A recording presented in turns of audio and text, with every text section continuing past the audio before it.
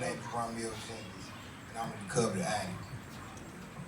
At the age of 11 is when I got introduced to drugs. My drug of choice was heroin.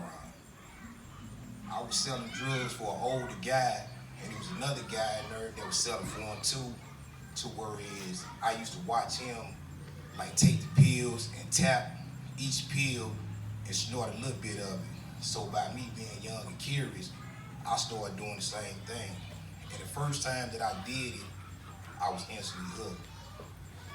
At the age of 12, I joined the gang, became a blood, started gang banging. But the drugs that I was using caused me to live a life of crime, in the streets, robbing, killing, all type of stuff. Heroin is a very powerful drug, and I'm sorry that you had to go through that. And just, man, it's sad, man, like, especially for the youth, like that's going on, like with the opiate epidemic and everything like that, it's really a tragedy. So, me being in the streets, send me to juvenile, DYS, all type of detentions. I was in and out, like whereas I used to have to wait, you know what I'm saying, at nighttime just to go to the bathroom because I was outnumbered by the rival gang. These was the consequences. Then as I got out, as I grew older, I kept on using and my addiction got more.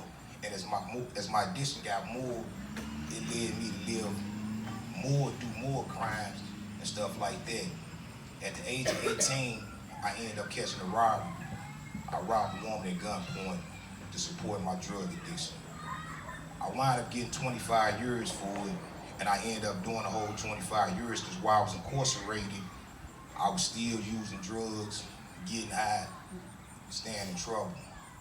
When I first got there, well, before I got there, me and a friend of mine, we made a pact because back then, because I'm 44 now, so back then when I was 18, prison was still kind of dangerous, and I went to the old walls, y'all know in JCCC in Jefferson City. So me and a friend, we made a pact and said that when we get there, either two things was gonna happen. They was either gonna respect us or kill us because I wasn't gonna be a victim. So I ended up joining a prison gang called the Fam. It was a brotherhood where like we just had each other's back, watched out for each other, and it was times where we spilled blood for each other. I was cracked on by an older head, but like me being there, I still had street mentality, so I'm not tripping on like nobody looking at me like this. So an older head would end up cracking on him, and I ended up stabbing, catching stabbing. So that kept me forward in prison. But I got locked up March of 1994, and I just came home this March. I did the whole 25 years. So when I first came home, like I was overexcited, happy, overwhelmed, like I'm free, you know what I'm saying? I'm free, I'm out, just did 25 years. And then out of nowhere, it just hit me where I just became overwhelmed, just like nowhere to where I feel like that I even thought about suicide, killing myself. And thought like, well, maybe I was better off in prison and not out here, you know, because I just felt like I couldn't deal with it and couldn't cope. But before I came home in January, I had a fight incident in the kitchen in prison, and I ended up breaking my leg in 3 places. I stopped doing drugs in prison in 2014, but the whole time, even though I was incarcerated, I was still getting high because in prison, they got all type of drugs. Just like out here, you get the same thing in there. So I stopped getting high in 2014. But when I broke my leg, they put me on Vikings right before I came home. I had surgery March the 4th. I had surgery 3 days before I came home. So once I came home, once I started taking the Vikings, it led me back to that feeling of when I used to, you know what I'm saying, get high and use heroin. So I found myself taking more and more. Then my cousin in St. Louis, he gave me a bottle of Oxycontin. So now I'm taking a gang of Oxycontin, Vikings, Percocets, all this.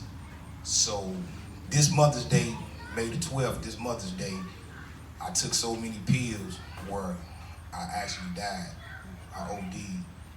And they say that I had stopped breathing for 2.5 minutes, and they said another 2 minutes, I would have been brain dead. So this is basically like, my past is really basically for the youth, just to let you know, like drugs, living that life, man, it's not good. I'm saying, like, when we out here, man, like, we feel like we can do anything, and it's cool, but once you get behind them doors, man, it's real. It's real. And well, best thing I can say, man, on July 21st, I got baptized and I gave my life to the Lord. So that's right there. That's my fight, man. Because like now, everything that I do, I can actually feel God. You know what I'm saying? And I'm also on the Suboxone program too. I take Suboxones too, but I get counseling. You know what I'm saying? Every 2 weeks, I got a case manager that I see. You know what I'm saying? It helps. But even though me being up here speaking, I'm no different than nobody. I'm saying I'm the same as everybody else. I'm saying it's an everyday struggle. I have cravings. You know what I'm saying? So it's the everyday struggles where I have cravings, and it's the fight. But I feel like, man, with the Lord, man, that's the biggest fight of all. I feel like with the Lord, man, that I can make it through. You know what I'm saying? And I feel like anybody can make it through with the Lord. And it's just that I just wanna let y'all know from my point of view of everything, what I've been through and what the drugs did to me, you know what I'm saying, for us is being in the streets, gang banging. I feel like that's what amplified, you know what I'm saying, the things that I did, because the more that I got high and the more that I used, I had to support my habit. You know what I'm saying? So by me having to support my habit, it made me live a life of crime. It made me do things like that. But I feel like today that I'm better. You know what I'm saying? I'm okay. But like I said, it's gonna be a struggle every day. It's not easy. You know, you're gonna have cravings. I have cravings. You know what I'm saying? I get overwhelmed. I got PTSD. Anxiety. You know what I'm saying? So I have that every day. And like I say, it's the everyday struggle. It's the everyday battle. But my main thing is, like I said, I just want the youth to know, man, you know what I'm saying? You think it's fun, it's cool. It's not. You know what I'm saying? People's dying. I'm a witness. I died. I went to prison out from drugs. You know what I'm saying? I just feel like God, carried me through. He blessed me. He blessed me, you know what I'm saying, to come home and make it out of prison. And he blessed me, you know what I'm saying, when I actually died. You know what I'm saying? So those are the consequences of using drugs and opiates. So that's my story.